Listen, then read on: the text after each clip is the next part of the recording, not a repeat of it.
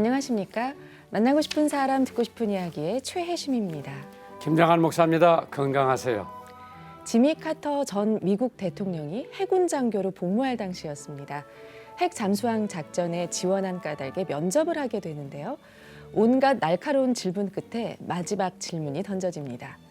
해군 사관학교 다닐 때 귀간의 성적은 어떠했는가?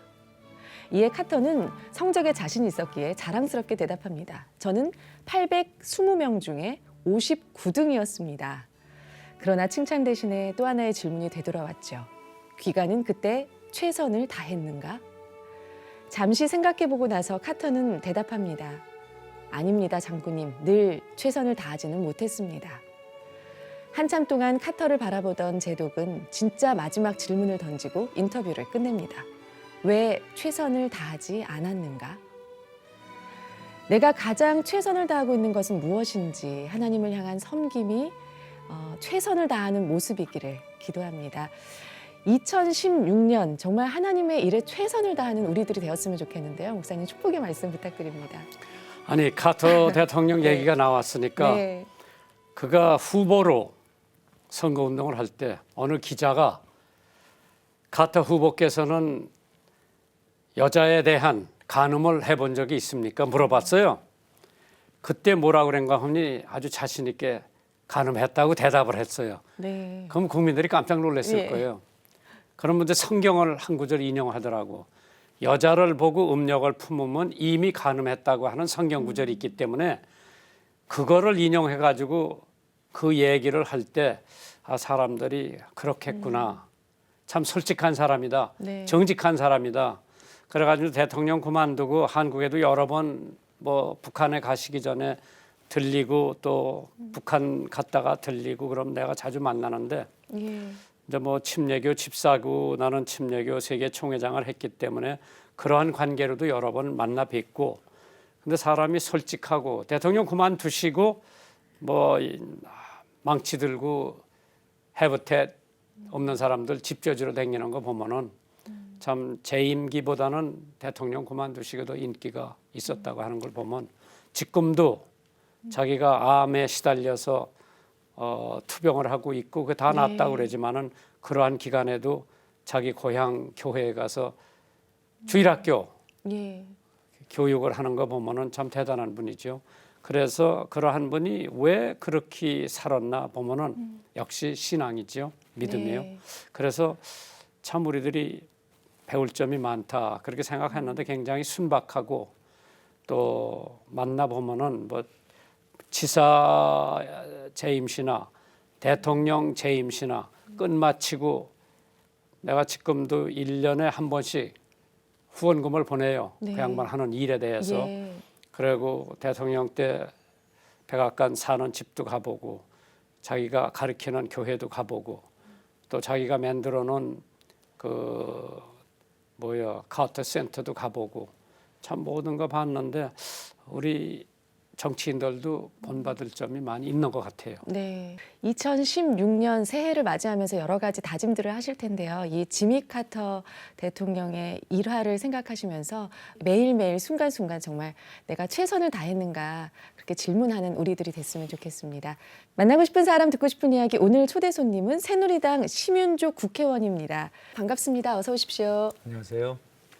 의원님 제가 뭐 그렇게 오래 새기진 못했는데 대사도 하시고 또 외무부 차관도 하시고 이제 국회의원 하시는데 그 모든 사람을 내가 만나봐도 굉장히 전형적인 핸섬 남자로 보이는데 그게 좋은 영향을 미칩니까? 정치하는데 좀 뒤로 밀리는 저기가 있습니까? 양면이 다 있는 것 같아요. 그렇죠? 네. 어떤 면에서? 특히 이제 다른 지역보다는 서울하고도 이제 강남 갑이니까 그러니까 핸섬하다는 것보다도 하여튼 그 외교관으로서의 갖고 있는 이미지 이런 것에 대해서 이제 좋게들 봐주시기도 하고요. 또 한편으로는 그러한 그 소위 그 너무나 젠틀맨적인 입장이 그러한 접근하기가 어렵다. 뭐 처음엔 좀 차갑게 느껴진다는 말씀도 하시고요. 예. 그다음에 그렇게 이제 그 이 험한 정치판에서 그 너무 그 순한 거 아니냐 이런 생각도 하시는 분도 있고 그래서 그 양면이 다 있는 것 같습니다. 아니 제가 봤을 때 특별히 이제 우리나라 외교사에 유엔 사무총장이 나온 적이 없고 이번에 이제 반기문 총장님이 내년이면 임기를 마치시는데 이제 이게 방송이 이제 6년도에 16년도에 나가면 올해죠. 마치실 텐데 어떠한 법안을 만드신다고 하는 얘기를 들었는데 예우에 대한 법안 그게 뭡니까? 그게 이제 우리 반기문 총장님께서 지금 말씀하신 대로 그 우리나라로서는 첫 유엔 사무총장이시잖아요. 그렇죠. 근데 그 이제 10년이라는 오랜 세월을 하셨는데 그분이 그만두신 다음에도 세계를 무대로 활동하실 공간이 필요하다 이렇게 생각을 했어요. 물론 초야에만 그냥 계시지는 않을 거 아니겠습니까? 그렇죠. 어떤 형태로든 활동을 하실 텐데 그러면 그 사람에 대한 어떤 그 예우는 둘째치고 신변 안전 문제가 상당히 매우 중요하다 이런 생각을 한 겁니다. 특히 이제 최근에 IS 문제도 나오고요.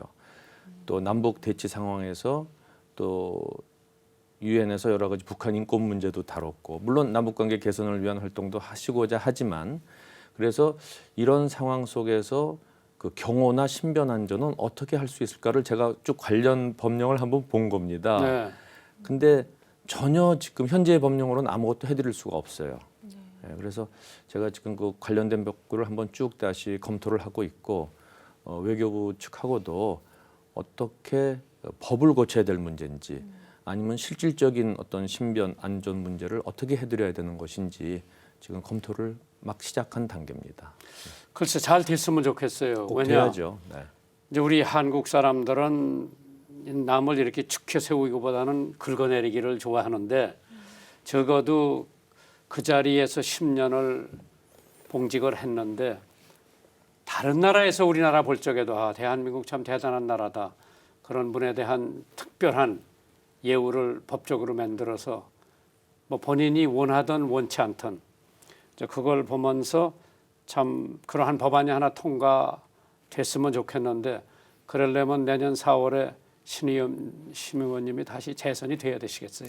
열심히 하겠습니다. 네. 네, 30년간 외교관으로 근무를 하셨는데 국회의원으로 이렇게 하시게 된 이유가 있으신가요? 제가 뭐 국회의원이 되겠다고 네. 특별히 생각한 것도 없고 준비한 것도 없습니다. 다만 이제 외교관 생활을 이제 끝내고 네. 중국에 한 6개월 가 있었어요. 그 중국의 그 북경대학의 교환 교수로 가서 중국 사람 방문학자라고 부릅니다만 가서 6개월 있다가 이제 들어왔는데 그 어느 날 이제 정치계에서 저한테 그 정치 입문을 권유를 했습니다. 그래서 굉장히 망설였고 몇 번 고사도 했습니다만 또 이 국회에서 그 외교의 영역을 좀 활성화했으면 좋겠다. 네. 외교라는 게 정부가 물론 주체가 돼서 하는 거지만 그 의회 외교의 역할도 중요한데 의회 외교를 담당할 사람이 마땅치 않다. 그래서 저보고 꼭 좀 나와달라고 몇 번 권유가 있어서 그래서 나름대로 결심을 하고 인생의 행로를 틀었다 그럴까요? 네, 네. 그래서 다시 국회에 들어오게 된 것입니다. 근데 심 의원님 이제 가족 외교관 생활은 우리 바깥에서 볼 적에는 굉장히 화려하게 보잖아요. 네. 그 사모님이 이제 외교관 부인으로서 30년 동안이고 이제 그런 생활을 하시다가 갑자기 뭐 시궁창이라고 그래도 과언이 아니겠죠. 정치권 싸우는 거 보면은 그런데 들어가시는데 바로 적응이 되십니까? 우선 제가 그 정치권으로 가겠다고 했을 때 그 과정에서 가장 망설였던 부분이 사실 가족입니다. 특히 이제 그 처가 누구보다 가장 반대를 했고요. 뭐 끝까지 반대했고요. 네. 그래서 지금은 또 누구보다도 큰 조력자가 돼 있습니다. 그래서 정말 그 처한테는 미안하고 또 고맙고 그러한 상황입니다. 아시겠지만 대사 부인하고 국회의원 부인은 전혀 다른 영역이거든요. 그러게 네, 그 네. 사람들이 대할 적에나 예. 또 사회에서 어떠한 이목이나 많이 차이가 있죠. 엄청나게 차이가 있죠.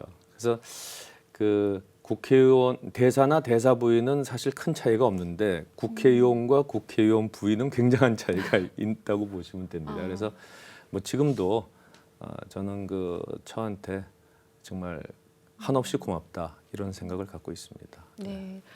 이 국회의원으로서 처음 국민과 대면했을 때 어떠셨나요? 저는 사실 그 전에 제가 대사로서 현지 교민들하고 그 상당히 친밀하게 지난 편이기 때문에 뭐 지역구의 주민이라든지 일반 국민도 뭐 큰 차이가 없다고 생각했습니다. 뭐 지금도 그 생각은 변함은 없고요. 다만 제 처지가 이제 다른 게 대사건 뭐 외교부의 어떤 직책을 갖고 있건 그건 조직의 일원입니다. 그러니까 외교부라는 조직이 있고 정부라는 조직 속의 한 사람인데 그래서 뭔가 저한테는 보호막이 있는 거죠. 네. 근데 국회의원은 그 흔히 우리가 이제 그 한 사람 한 사람이 헌법기관이라고 그러지 않습니까? 그 얘기는 무슨 얘기냐면 자기가 한 모든 행위의 책임을 자기가 지는 겁니다. 그러니까 자기가 생각하고 자기가 하고 일하고 그리고 자기가 거기에 대해서 최종적인 책임까지 다 지는 겁니다. 조직이 없는 것이죠. 네. 그래서 제가 그런 뜻에서 홀로 광야에 서 있는 기분이다 하는 말씀을 드린 건데 그렇기 때문에 더욱더 계획을 세울 때나 행동을 할 때나 그리고 어떤 결과를 예상할 때 충분히 생각하고 조심하고 그리고 행동을 하게 되는 게 좀 다른 면이라고 할 수 있어요. 근데 의원님 말이에요.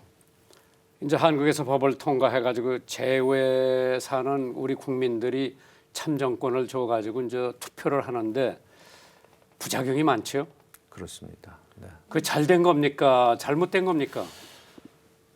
기본적으로는 뭐 제외 국민들한테도 참정권을 어떠한 형태로든 준다 하는 정신은 나쁘진 않다고 봅니다. 근데 지금 그것을 시행하는 과정에서 여러 가지 부작용이 발생하고 있고요. 그렇죠. 네, 그리고 특히 그것이 이제 동포 사회의 균열을 초래하는 측면이 상당히 많습니다. 동포 사회가 이것 때문에 그 전에도 대립과 반목이 없었던 것은 아닙니다만. 훨씬 그러한 상황이 심해지고 있고요. 그리고 원래 우리의 교민 정책이라는 게 살고 있는 거주국에서의 주류 사회, 메인스트림에 진출하는 것을 도와주는 정책인데 이 참정권을 통해서 이분들이 혹시 국내에서 자기의 어떤 정치적인 입지를 좀 강화할 수 있지 않을까 해서 그 안테나를 국내로 돌리는 경향이 있어요. 그렇죠. 그래서 이런 것들이 좀 부작용으로 나타나기 때문에 좀 그 내심 상당히 좀 그 걱정이 있습니다. 그리고 지난번에 해보니까 정작 우리 제외 동포들을 위해서 제도를 만들었는데 그 동포들이 투표하기가 상당히 어렵게 돼 있습니다. 그러니까 등록하러 한 번 공간에 가야 되고 또 투표하러 한 번 더 가야 되고 그러니까 두 번을 가야 되는 것이죠.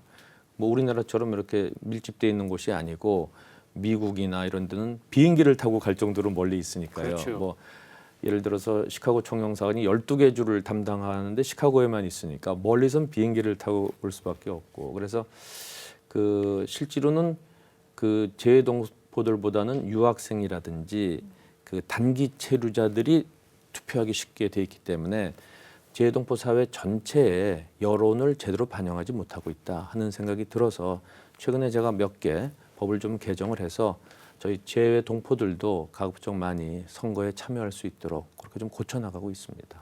네. 학창 시절에 크게 아팠던 기억이 있으시다고 들었는데요.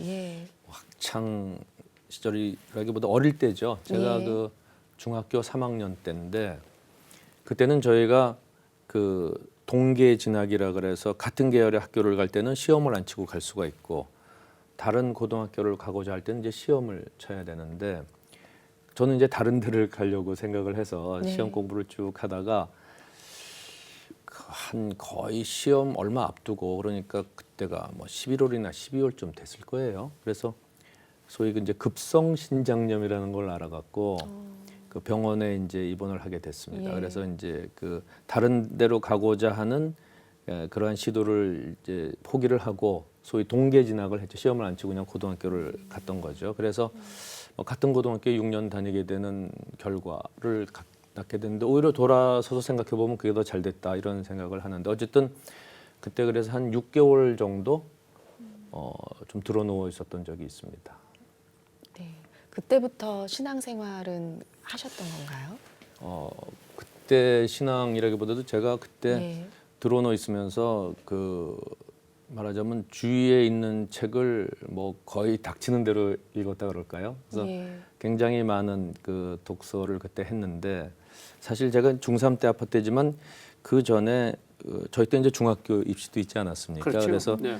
소위 그 초등학교 때 그때는 이제 국민학교라고 불렀을 때인데 그때부터 그 정신적인 스트레스 때문인지 제가 굉장히 키가 컸어요. 근데 이게 성장을 점점 안 하더라고요. 그러더니 그때는 키 순서대로 이제 번호를 매겼는데 그렇죠.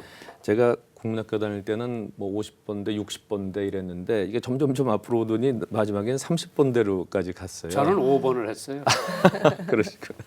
그래서 그 30번대에서 이제 그 병에 걸려서 한 6개월 있으면서 그때 이제 책도 많이 읽고 그러면서 드러너만 있어서 그런지 다시 키가 자라는 거예요. 근데 네. 그때는 그 드러너 있었기 때문에 그 중력에 의해서 키가 자란다 이렇게 생각을 했는데 보니까 그 책을 읽으면서 뭔가 제가 이 그런 어려운 과정에서 하나 그 벗어나는 계기를 마련했던 것 같아요.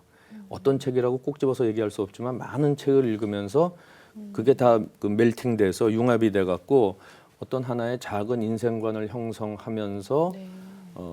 우리가 저기 그 누에고치가 변해서 이게 나비가 되듯이 그런 아픔의 과정을 몇 년 거치면서 이렇게 탈바꿈을 한 것 같아요. 그래서 그때부터 제가 굉장히 그 좀 긍정적인 인생관을 갖게 됐는데 뭐냐면은 그 인간에게 한 사람에게 모든 걸 다 주는 것은 아닌가 보다.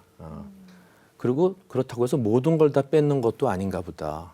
그러니까 항상 자기가 다 가졌다고 생각했을 때 자만하지 말고 자기가 다 뺏겼다고 생각했을 때 아무것도 없다고 생각했을 때 절대 낙담하면 안 되겠구나. 그래서 자기가 항상 지금에 주어진 현실에서 최선을 다하는 게 그게 내 인생엔 필요한 거구나 하는 생각을 네. 그때부터 알게 모르게 가졌던 것 같아요. 그리고 그때 읽었던 많은 책 중에서 제가 기억에 나는 게 저는 그때 파우스트라는 게 희곡인지 그때 알았어요. 그때 이제 보면서 그 어떤 한 사람이 영혼이라는 걸 팔 수도 있구나. 그래서 그때 얻은 어떤 자기의 이득은 결코 자기의 최종적인 이득이 안 되는 것이구나. 그 영혼이라는 건 지켜야 되는 것이다. 어떤 지조라든지 이런 것들은 자기가 갖고 살아야 되는 거구나. 뭐 그런 생각도 어린 나이지만 알게 모르게 이렇게 네. 갖게 됐던 것 같아요. 그래서 저는 그 기간이 그러니까 뭐 국민학교 6학년 때부터 고1 때까지 한 5년 동안의 기간이 말하자면 저에게는 그 좀 어릴 때라서 제가 그걸 이렇게 표현해도 되나 싶지만 하여튼 제 인생에 있어서는 굉장히 중요한 어떤 형성기였다. 그렇죠. 이렇게 네. 생각을 합니다. 근데 심의원님께서 사모님 칭찬을 많이 하시는데 어디서 만나셨어요? 집안 연애하셨어요? 중매? 요새로 얘기하면 그게 중매가 되는 거죠. 하여튼 그 집안 어른하고 잘 아시는 분의 소개를 통해서 만나게 됐습니다. 그 이제 얼마 동안이나 사귀셨어요? 결혼하시기 전에? 결혼하기 전에 뭐 만났다 안 만났다 해갖고 한 1년 가까이 지난 다음에 결혼했던 것 같습니다. 제가 군대를 제대하고 그리고 나서 만나기 시작해서 해외 나가기 전에 결혼했으니까요. 네. 그럼 지금 자녀가 몇이나 됐어요? 둘 있습니다. 아들 하나, 딸 하나. 근데 사모님하고 결혼하시고 뭐 후회한 적은 없죠? 후회 이런 거보다는 항상 그 우리 목사님 잘 아시지만 우리 외교관 생활이라는 게 빠듯하잖아요. 그래서 시간적으로도 굉장히 빠듯하기 때문에 제가 서울에서 근무할 때나 또는 외국에서 근무할 때도 외국에서 근무한다고 해서 제가 시간적 여유가 많지 않았어요. 주로 이제 동경, 뭐 워싱턴 이런 데서 근무하다 보니까 서울하고 계속 바삐 돌아가고 뭐 여름 휴가도 거의 못 가는 생활을 하면서 말하자면 옛날 남자 스타일이죠. 집에는 별로 신경 못 쓰고 집은 이제 집사람한테 맡겨놓고 저는 바깥 일에만 신경 쓰고 근데 그걸 항상 잘 버텨왔기 때문에 저는 그 아내 덕에 이렇게 나름대로 일을 해올 수 있었다 이런 생각을 항상 갖고 있습니다.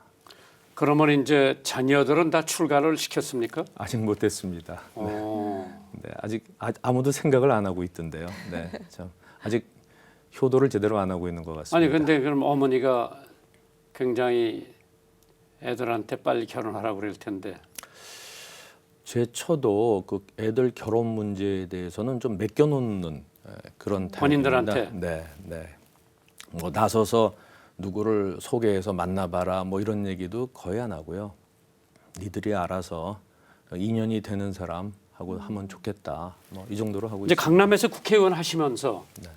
조금 강남은 좀 그래도 생활이 여유가 있는 분들이기 때문에 이제 대부분 강남이나 서초 같은 데 보면은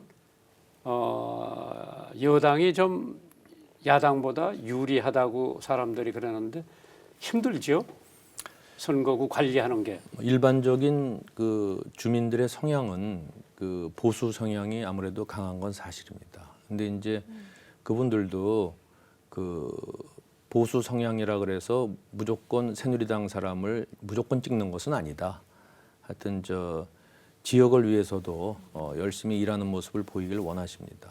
근데 특히 이제 강남 분들은 또 그 국가를 위해서도 그 일을 하는 것에 대해서 또 비교적 또 높은 평가를 하시는 편이기 때문에 그 국가를 위해서 일을 하는 것, 또 지역을 위해서 일을 하는 것을 잘 그 시간도 봐가면서 균형을 봐가면서 열심히 하려고 노력을 하고 있습니다.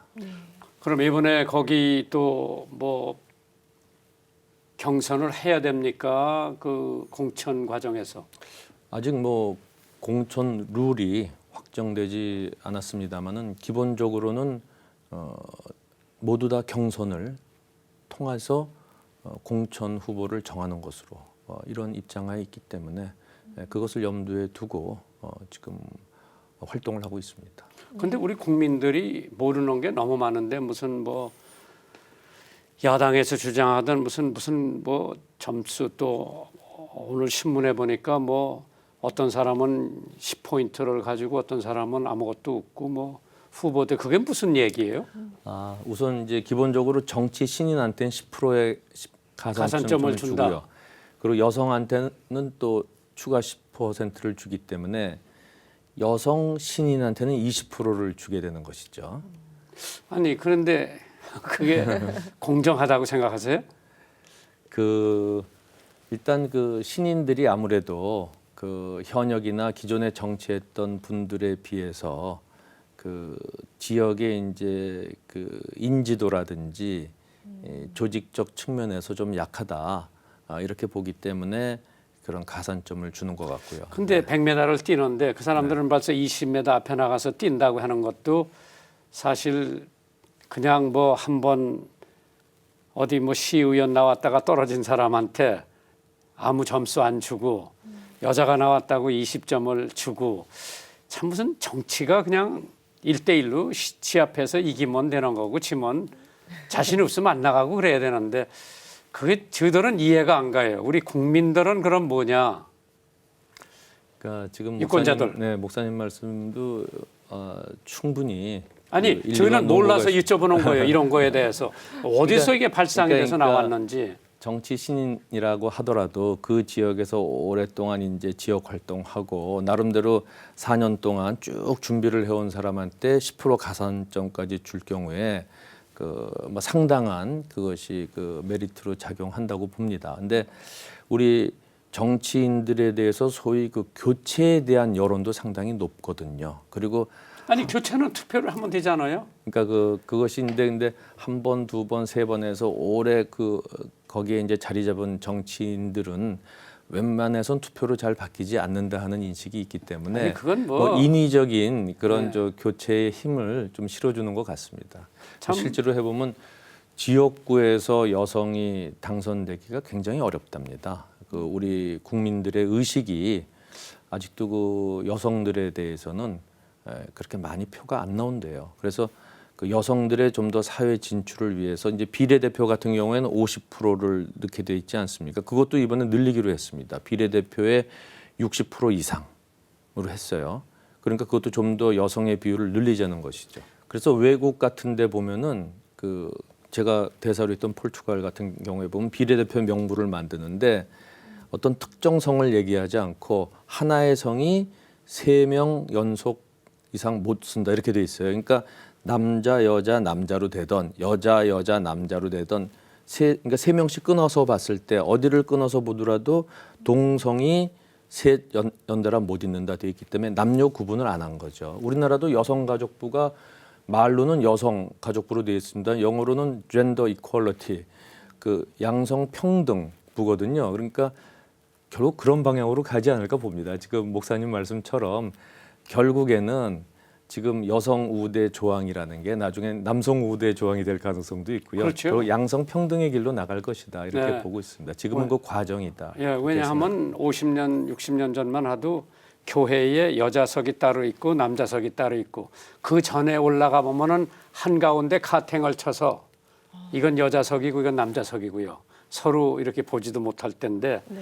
그런데 이제 지금 보면 뭐 여성 파워가 엄청 세지요. 네, 맞습니다. 네. 이제 교도소 소장 중에서도 여자가 나오고 있고 이제 대사들도 여자가 이제 진출하기 네, 시작할 텐데 그렇습니다. 한 세대만 지나가면은 여성 파워가 엄청 저기 할 것 같아요. 그래서 이제 그런 것도 이제 정치권에서 좀 한번 배려를 해야 되겠죠. 결국 그런 방향으로 나가야 되지 않을까 싶습니다. 북한 문제를 어떻게 생각하세요? 통일이 언제쯤 될 것 같아요? 대사님 지내고 그러셨기 때문에. 통일이 언제쯤 온다고 뭐 명확히 예견하는 것은 어렵겠습니다만 점점 통일의 시기는 다가오고 있다 이렇게 봅니다. 2000년도에 그 김대중 대통령이 이제 북한에 가서 6.15 그 공동선언을 내지 않았습니까? 그때 그 통일은 우리 세대가 아니고 다음 세대라고 얘기를 하면서 30년을 얘기를 했어요. 그게 2030년입니다. 그대로 된다 하더라도 15년밖에 안 남은 거잖아요. 그거보다 더 빨리 올 수도 있고 더 늦을 수도 있다고 봅니다. 그래서 저는 언제든지 통일이 온다는 생각하에 통일의 준비를 빨리 해나가야 된다 이렇게 그 생각합니다. 준비를 어떻게 해야 됩니까? 제가 생각하는 그 통일의 준비는 크게 이제 3가지인데요. 하나는 이제 국내적인 준비. 그것은 통일에 대한 우리 국민의 지지를 얻는 겁니다. 지금 통일에 대한 여론조사를 해보면 지지하는 사람보다 지지하지 않는 사람이 더 많았었어요. 최근에 박근혜 대통령께서 통일 대박을 얘기하면서 요즘은 상당히 통일에 대한 관심도 높아지고 통일이 그냥 단순히 물리적인 결합이 아니라 우리나라의 새로운 신성장 동력을 부여해서 우리나라가 한 단계 더 업그레이드해서 진전한 선진국으로 갈 수 있는 계기가 될 수 있다. 이러한 생각이 조금씩 퍼지고 있어서 요즘 통일에 대한 지지 여론이 확산되고 있어서 이건 잘 가고 있다고 보고요. 두 번째가 이제 국제적인 지지입니다. 그래서 국제적으로 분단 한국보다 통일 한국이 이 지역과 국제사회의 평화와 번영을 위해서 도움이 되는 것이다 하는 것을 인식을 시켜야 되고 그 나라의 지지를 얻어야 되죠. 여기서 가장 이제 관건은 결국 미국, 중국, 일본, 러시아 이 주변 강국인데 그 중에서도 미국과 중국이 제일 중요하다 이렇게 보고 있고요. 그래서 미국은 원래 한미동맹으로 튼튼하니까 이 관계를 계속 발전시켜 나가는 것이 필요하고 중국이 이제 그동안 거의 아무것도 없었죠. 그래서 중국과 우리가 전략적 관계라는 걸 만든 그 전략적이라는 의미는 뭐냐면은 북한을 포함한 한반도의 장래를 논의할 수 있는 단계로 가자 하는 것이거든요. 그래서 중국과 이러한 전략적 관계를 계속 발전시켜 나가는 것이 중요하다고 보고 이것도 뭐 착실히 진전되고 나가고 있습니다. 네. 세 번째 별로 얘기 안 하지만 제일 중요한 것이기도 한 게 바로 북한 주민의 마음을 사는 정책을 펼쳐야 된다 하는 겁니다. 이게 정권과 북한 주민을 분리해야 되는 것인데요. 우리가 독일 통일을 뭐 서독의 흡수 통일이다 뭐 이런 얘기들 많이 합니다만은 실제로 보면은 동독 주민이 선택한 통일이거든요. 그래서 동서독 간에 많은 교류가 있으면서 동독 주민들이 서독을 선망의 대상으로 보고 국경을 많이 넘어와서 베를린 장벽을 쳤지만 결국 베를린 장벽이 무너지지 않았습니까? 89년도에 베를린 장벽이 무너져서 그 다음에 90년도에 동독에서 총선이 있었는데 그 총선에서 나온 정당이 그 네이션 유니언 그 뭐 국민 동맹 좀 되는 거죠. 이게 나왔을 때 내건 캐치프레이즈가 소독에 의한 통일입니다. 이거를 동독 주민이 그 당을 압도적인 다수로 뽑아준 거예요. 그래서 그 당이 바로 소독하고 통일 교섭을 해서 뭐 사회협정, 경제협정, 화폐통합 이런 거를 이루어가는 겁니다. 그래서 1년도 안 된 시점에 통일을 달성하는 거거든요. 그래서 저희는 북한 주민이 남한에 의한 통일을 선택하게끔 만들도록 북한 주민의 마음을 얻는 정책을 써야 된다 하는 겁니다. 왜냐하면 북한이 어떤 급변 사태가 났을 때 우리나라의 많은 분들께서 우리가 당연히 북한을 접수하는 거를 당연하다고 생각하시는 경향이 있어요. 그런데 현재 국제 상황은 그거보다는 어떤 형태로든 국제적 개입이 있을 가능성이 많다 이렇게 보이는 겁니다. 한반도의 통일은 남북만의 문제가 아니고 국제 문제이기도 한 거 아니겠습니까? 네. 그랬을 때 그 나라의 장래를 결정하는 최종적인 권리는 그 땅에 사는 사람들에게 있다 하는 겁니다. 그랬을 때 북한 주민이 우리 남한에 있는 통일을 선택할 수 있도록 우리가 지금부터 북한 주민의 마음을 사는 정책을 펼쳐야 된다 이렇게 생각하는 것이죠. 근데 지금 행정부하고 의회하고 지금 예를 들어 저희가 이제 뭐 전 정권이나 지금 현재 정권 기독교에서 우리 민간 차원에서 지원하는 걸 좀 허락을 해달라. 대통령한테도 직접 말씀을 여러 번 드렸는데 국가 정책이 있기 때문에 우리 민간에서 마음대로 뭘 보내고 싶어도 어렵고 그래서 그러한 게 물꼬가 터지면은 북한 주민들이 우리는 정치를 떠나서 인간적인 그 차원에서 좀 한국에 우리 가지고 있는 교회가 가지고 있는 걸 좀 나누어 줬으면 좋은데 그게 이루어지지 않고 있단 말입니다. 지금 역시 뭐 서로 교류가 있어야 되잖아요. 그렇습니다. 뭐 그런 방향으로 갈 겁니다. 그 박근혜 정부의 그 한반도 신뢰 프로세스라는 것도 인도주의적 지원이 그 정치적, 군사적 상황과 무관하게 계속 이루어진다 하는 게 사실 기본 원칙이에요. 그래서 인도주의적 지원은 계속 행해졌어야 되는 겁니다. 근데 박근혜 정부가 그런 외교적 방침을 대북 정책을 세웠음에도 불구하고 12월 달에 당시 12월 달에 북한이 그 장거리 미사일 발사 실험을 5번째로 했고요. 그다음에 2월 달에 들어서서 박근혜 정부 출범 직전에 3차 핵실험을 했어요. 그리고 그다음에 서울에 있는 외국인들한테 철수하라고 그 퇴거하라는 식의 위협을 가하고 그리고 개성공단을 폐쇄했어요. 그 이후로 여러 가지 이제 자잘한 무력 도발이 있었기 때문에 처음에 그 모멘텀을 못 찾은 겁니다.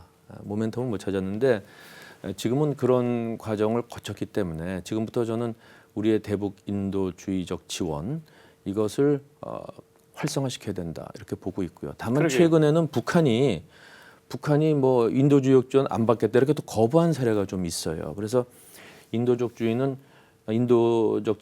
민간 차원에서는 이제 계속하도록 활성화시키고 정부 차원의 인도적 지원은 저는 주로 국제기구를 통해서 하고 그리고 소위 그 생필품 지원 같은 건 북한이 요새 자기네들도 먹고 살만하다고 좀 거부하는 경향이 있기 때문에 정부가 그런 거를 직접 나서기보다는 뭐 영유아 지원이라든지 이런 거든 국제기구를 통해서 하고 그거보다는 서로 호혜적인 협력이 있지 않습니까? 뭐 산림 녹화라든지 뭐 그 인프라 투자라든지 이런 것들을 하는 방향으로 해서 북한의 실질적인 그러한 삶의 질을 주민의 삶의 질을 개선할 수 있는 방향의 지원으로 좀 더 업그레이드 시켜야 된다 이런 생각을 갖고 있고요. 그 얘기를 제가 국회에서도 상임위를 통해서 정부에 많은 얘기를 하고 있습니다. 그런 방향으로 가게 될 것으로 압니다. 그렇게 네. 가야 네. 이북 사람들이 그렇습니다. 남한을 선호하고 그러한 때가 오지 않을까 그렇게 그렇습니다. 생각을 하는데요. 네, 맞습니다. 만나고 싶은 사람 듣고 싶은 이야기 오늘은 새누리당의 심윤조 국회의원과 함께하고 있습니다. 의원님 영화 연평해전 네. 마지막 크레딧에서 의원이 이름이 올라오는 걸 볼 수가 있는데요. 크라우드 펀딩에 동참하신 이유가 있으세요? 네. 네. 뭐 제가 뭐 해군 출신이고요. 네, 네, 그래서 연평해전에 대해서는 전 조금 하여튼 여러 가지 복잡한 감정을 갖고 있습니다. 그게 우리가 1차 연평해전 때 너무 일방적으로 이긴데 자만을 해서 우리가 교전 수치까지 고쳐가면서 북한한테 허점을 많이 노출했기 때문에 발생한 해전이라고 보고 있거든요. 그래서 우리 아까운 장병들의 목숨을 앗아갔고 우리 국민들이 받은 어떤 그 상처는 마음의 상처는 얼마나 큽니까? 그래서 평소에 그 연평해전 특히 그 2차 연평해전에서 굉장히 좀 복잡한 그런 감정을 갖고 있었는데 그 영화가 나온다 그래서 관심을 갖고 봤어요. 근데 뭐 제작비가 뭐 부족하고 또 주연도 바뀌고 이런 과정을 거쳤다 그러는 차에 우리 국회에서 아 그럼 이걸 좀 도와줘야 되겠다 하는 그러한 이야기가 돌았습니다. 그래서 네. 뭐 액수는 많지 않지만 기꺼이 동참을 했고요. 그 뒤로 그 연평해전 관람을 위해서 저희 지역 주민 한 4, 50명을 제가 같이 가서 그 관람을 했습니다. 그리고 그 연평해전을 쓴 그 작가가 있어요. 최순조 작가라고. 그래서 그분도 같이 관람을 하고 끝나고 같이 그 뒷얘기도 나누고 지금도 뭐 그 작가하고는 만나서 계속 얘기를 나누고 있는 그런 사이가 되었습니다. 네. 청취자 사연이 도착되어 있습니다. 함께 나누도록 하겠습니다. 김 목사님 안녕하세요. 방송에서 나오는 힘있는 목소리가 정말 좋습니다. 저는 교회에서 성가대를 섬기고 있는데요. 저의 성가대 지휘자의 건강을 두고 기도 중인데 제 기도만으로는 부족한 것 같아 목사님께 기도를 부탁드리고 싶어 이렇게 사연을 보냅니다. 지휘자님은 저를 이 교회로 인도해주고 잘 정착할 수 있도록 도와준 고마운 사람입니다. 그리고 함께 문화사역에 대한 비전을 나누기도 했습니다. CCM 가수를 했던 실력파이기도 하고 평상시에 찬양하는 것이 일상이었던 분 바로 저의 지휘자님이었습니다. 그런데 요즘 건강상의 문제로 지휘자님의 목이 굳어서 노래를 한 소절도 부르기 어려운 상태입니다. 몇 달째 성가대원들 모두 함께 기도하면서 다시 목소리를 찾을 수 있기를 기도하고 있는데 여전히 목소리는 상한 그대로입니다. 지휘자님과 이 자리에서 함께 찬양할 수 있는 날이 오겠죠. 주님 다 계획하고 계시겠죠. 예전처럼 신나고 즐겁게 주님을 찬양하고 말씀을 나누며 긴 대화를 나누고 싶은데 그럴 수 없어 슬픕니다. 지휘자님의 굳어버린 목이 다시 회복되기를 기도해 주시기를 부탁드립니다. 이동화 올림. 우리 여기 기도팀이 있죠? 네, 중보기도팀이 있습니다. 기도팀이 중보기도팀이 네. 한번 기도를 좀 해줬으면 좋겠어요. 네, 지휘자님 목소리가 빨리 회복돼서 이것을 통해서 오히려 간증할 수 있는 좋은 또 기회가 되기를 소망합니다. 오늘 사연 채택되신 성도님께 준비한 선물 보내드리도록 하겠습니다. 이 시간 방송 들으시고 함께 나누고 싶은 사연 있으신 분들은 인터넷으로 참여해 주십시오. www.febc.net 극동방송 홈페이지 들어오시면 되고요. 만나고 싶은 사람, 듣고 싶은 이야기 게시판에 사연 남겨주시기 바랍니다. 이 방송은 전국 라디오 방송뿐 아니라 극동방송 인터넷 홈페이지 그리고 모바일 스마트폰 어플리케이션 유튜브의 극동방송 TV 채널을 통해서도 영상으로 시청하실 수 있습니다. 여러분의 많은 관심 부탁드립니다. 만나고 싶은 사람 듣고 싶은 이야기 오늘은 새누리당 심윤조 국회의원님과 함께 이야기 나누었는데요. 지역 주민과 소통하는 지역 밀착형 정치인이라는 평가를 받고 있다고 하는데요. 그만큼 정말 소통을 많이 하고 발로 뛰시는 분이 아니실까라는 생각이 드는데요. 그 사실 제가 그 소위 이제 전략공천으로 지역에 갔기 때문에 그 가끔 제가 이제 지역에 가서 활동을 하면은 중앙에 있는 그 당직자나 이런 분들께서는 거기는 전략공천 지역인데 뭐 때문에 이렇게 지역 행사를 열심히 다니느냐 이런 얘기를 하시는 분들도 계세요. 그래서 제가 지역구를 두고 있는 정치인은 하루를 하더라도 지역 구민들로부터 아 우리 심윤조가 우리 국회의원인 것이 자랑스럽다. 내가 그 사람이 있어서 행복하다. 이런 걸 느낄 수 있게끔 해줘야 된다고 본다. 그래서 나는 뭐 나중 제가 한 번 더 하고 안 하고가 목적이 아니고 어떻게 우리 지역 구민들한테 평가를 받는 것이 그것이 나한테는 더 중요한 최우선이죠. 가치다 네. 이렇게 보기 때문에 다닌다 해갖고 나름대로 우리 지역 주민들과의 소통이라든지 뭐 행사에 참여라든지 이런 거를 부지런히 하려고 노력을 해왔습니다. 물론 아직 뭐 많은 미흡한 점은 있었겠지만 그런 자세를 갖고 움직여 왔고 앞으로도 그렇게 활동할 거다 하는 생각은 갖고 있습니다. 그러니까 강남 주민들 행복하겠네요. 거기서 싫다 그러면요 수원이로 오세요. 네, 만나고 싶은 사람 듣고 싶은 이야기 이제 마치도록 하겠습니다. 한 주 동안 함께해 주신 여러분 감사드리고요. 저희는 다음 주에 다시 찾아뵙도록 하겠습니다. 감사합니다. 고맙습니다. 감사합니다.